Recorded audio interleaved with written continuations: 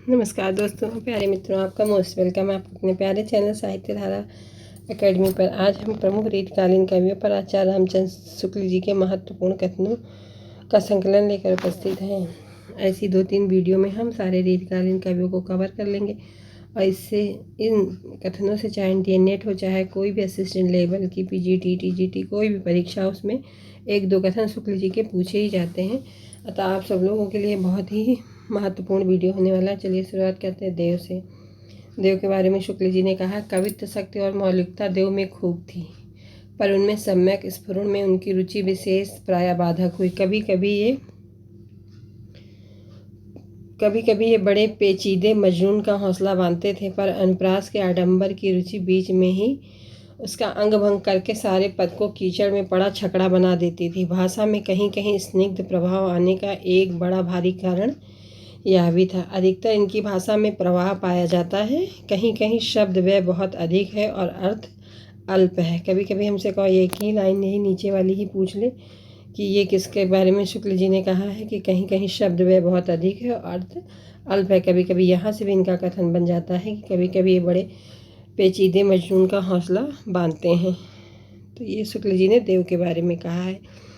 Number 2, Shripati जी। आचार्य के अतिरिक्त कवित्व भी इनमें उच्च कोटि का था। शुक्ल जी देखो इनके बारे में कह रहे हैं कि आचार्यत्व के अतिरिक्त कवित्व भी इनमें उच्च कोटि का था। रचना विवेक इनमें बहुत ही जागृत और रुचि अत्यंत परमार्जित थी। झूठे शब्दांबर के फेर में ये बहुत कम पड़े हैं। अनुप्रास इनकी रचनाओं में बराबर आए हैं, पर उन्होंने अर्थ या भाव व्यंजना में बाधा नहीं डाली। अधिकतर अनुप्रास रसानुकूल वर्ण विन्यास के रूप में आकर भाषा में कहीं ओज कहीं माधुर्य घटित करते पाए जाते हैं। तो ये शुक्ल जी का मोस्ट इम्पॉर्टेंट कथन श्रीपति जी से अक्सर परीक्षा में पूछा ही जाता है। नंबर 3 पे भिखारी दास जी हैं। देखो टाइपिंग मिस्टेक है, भिखारी वास लिखे कि सही नाम है इनका भिखारी दास जी। इनमें देव की अपेक्षा अधिक रस विवेक था। ये शुक्ल जी कह रहे हैं भिखारी दास जी के बारे में कि इनमें देव की अपेक्षा अधिक रस विवेक था। इनका काव्य निर्णय अपने ढंग का अनूठा काव्य है। उदाहरण मनोहर और सरस हैं। भाषा में शब्दांबर नहीं, न ये शब्द चमत्कार पर टूटे हैं, न दूर की सूझ के लिए व्याकुल हैं। ये भी बहुत ही मोस्ट कथन है। इनकी तुलना किससे कर दी है? देव से कर दी है।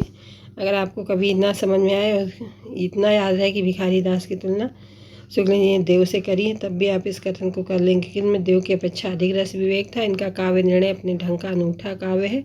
उदाहरण मनोहर और सरस है। भाषा में शब्दांबर नहीं है और न ये शब्द चमत्कार पर टूटे, न दूर की सूझ के लिए व्याकुल हैं। देखिए कितना छोटा सा ये कथन है। इनकी रचना कला पक्ष में संयत और भाव पक्ष में रंजनकारिणी है। इनकी रचना कला पक्ष में संयत और भाव पक्ष में रंजनकारिणी है। नंबर 3 कथन है, विशुद्ध काव्य के अतिरिक्त इन्होंने नीति की सूक्तियाँ भी बहुत सी कही हैं, जिनमें उक्त वैचित्र अपक्षित होता है। देखिए उक्त वैचित्र कई कवियों के बारे में कहा है। हमें आदिकाल के अंतर्गत ये शब्द इन्होंने अमीर खुसरो के बारे में भी कहा है। नंबर 3, देव की सी ऊंची आकांक्षा या कल्पना जिस प्रकार इनमें कम पाई जाती है, उसी प्रकार उनकी सी असफलता भी इनमें कम मिलती है। तो भिखारी दास जी की तुलना ये भी बहुत मोस्ट है, इम्पोर्टेंट कथन होगा। देव की तुलना भिखारी दास जी से देखो इनका पहला वाक्य में भी इन्होंने किया है और लास्ट में भी किया है। नंबर 4 पे बेनी प्रवीण जी हैं। इनके बारे में क्या है? भाषा इनकी साफ सुथरी और चलती है, बहुतों की भाषा की तरह लद्दू नहीं है। ऋतुओं के वर्णन भी उद्दीपन की दृष्टि से जहाँ तक रमणीय हो सकते हैं किए हैं, जिनमें प्रथानुसार भोग विलास की सामग्री भी बहुत कुछ आ गई है। अभिसारिका आदि कुछ नायिकाओं के वर्णन बड़े ही सरस हैं। ये ब्रज भाषा के मतिराम ऐसे कवियों के समकक्ष हैं और कहीं कहीं तो भाषा और भाव के माधुर्य में पद्माकर तक से टक्कर लेते हैं। जान पड़ता है श्रृंगार के लिए सवैया विशेष उपयुक्त समझते हैं।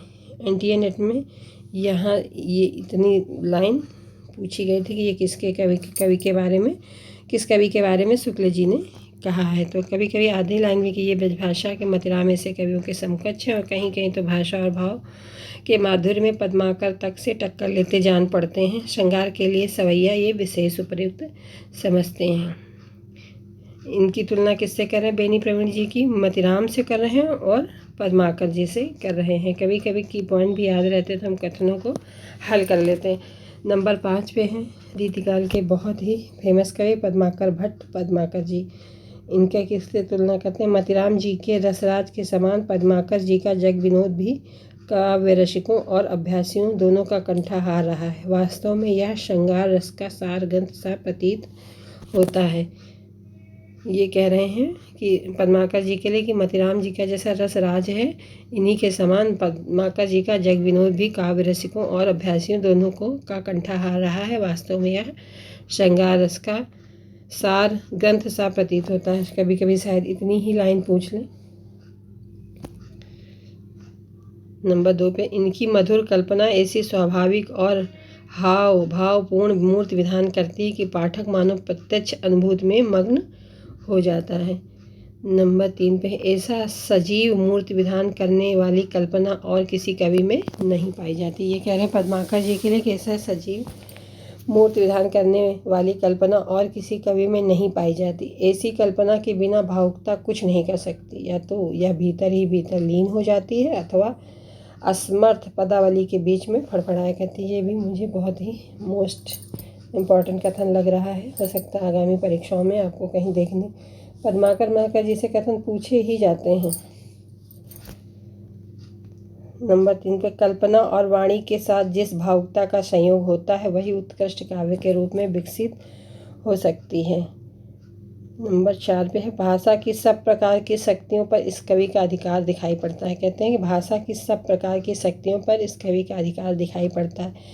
कहीं तो इसकी भाषा स्निग्ध मधुर पदावली द्वारा एक सजीव भाव भरी प्रेम मूर्ति खड़ी करती है, कहीं भाव या रस की धारा बहाती है, कहीं अनुप्रासों की मिलित झनकार उत्पन्न करती है, कहीं वीर दर्प से क्षुब्ध वाहिनी के समान अकड़ती और कड़कती हुई चलती है और कहीं प्रशांत सरोवर के समान स्थिर और गंभीर होकर मनुष्य जीवन की विश्रांति की छाया दिखाती है। ये भी बहुत मोस्ट कथन लग रहा है। बहुत अच्छे शब्दों का प्रयोग शुक्ल जी ने किया है पद्माकर जी के लिए। सारांश यह है कि इनकी भाषा में वह अनेक रूपता है जो एक बड़े कवि में होनी चाहिए। भाषा की ऐसी अनेक रूपता गोस्वामी तुलसीदास जी में ही दिखाई पड़ती। देखिए पद्माकर जी के तुलना इन्होंने तुलसीदास जी से कर दी है। ये भी आप याद रखने वाला की पॉइंट है कि रीतकालीन किन कवियों की तुलना शुक्ल जी ने गोस्वामी जी से की है, तो पद्माकर जी से। प्लीज़ दोस्तों आप सबको मेरा ये प्रयास कैसा लगा, लाइक करें, शेयर करें, सब्सक्राइब करें। धन्यवाद दोस्तों। आगे ही ऐसे वीडियो लेकर हम उपस्थित होते रहेंगे। धन्यवाद।